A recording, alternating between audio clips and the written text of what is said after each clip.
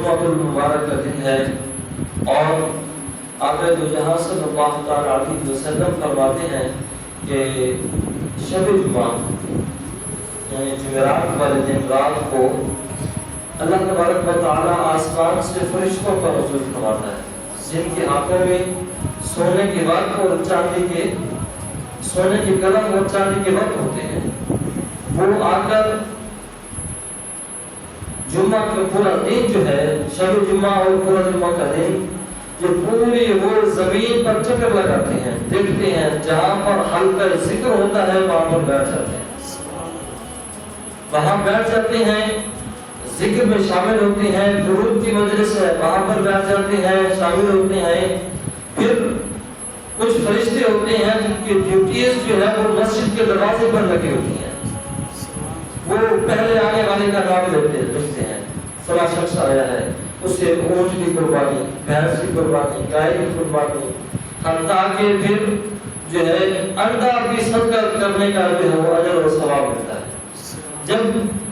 خطبہ دیا جاتا ہے، اذان ہوتی ہے، تو پھر وہ فرشتے اپنا قلم کاغذ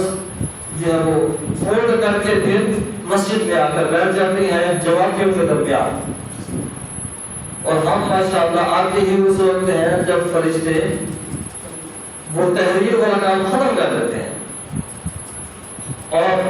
وہ فرشتے نماز کے بعد پھر جب فارغ ہوتے ہیں تو جاتے ہیں اللہ کی بارگاہ میں، اور پھر اللہ کو پوچھتا ہے کہ اے میرے بندو، اے میرے فرشتوں، بتاؤ میرے بندوں کو کس حال میں پایا؟ وہ فرشتے بتاتے ہیں میرے مولا فلاں جگہ پر گئے، وہاں پر حلقہ ذکر تھا، فلاں جگہ پر حلقہ درود تھا، ہم وہاں پر گئے نماز کی میں۔ اللہ تبارک و تعالیٰ پوچھتا ہے کہ اچھا بتاؤ پھر میرے بندے کیا مانگتے تھے، کیا چاہتے تھے؟ پھر وہ فرشتے کہتے ہیں میرے مولا وہ بخشش مانگتے تھے، وہ مغفرت مانگتے تھے، وہ رزق مانگتے تھے، وہ اولاد مانگتے تھے، وہ مشکل میں آسانی مانگتے تھے، یا اللہ وہ تیری نکاح کا شوق رکھتے تھے۔ پھر رب العالمین فرماتا ہے فرشتوں گواہ ہو جاؤ، میں نے ان بندوں کی بخشش کر دی، انہیں رزق دے دیا، انہیں اولاد دے دی، جو جو ان کی خواہشات ہیں اللہ فرماتا ہے گواہ ہو جاؤ، میں ان کی دعاؤں کو پورا کروا دوں۔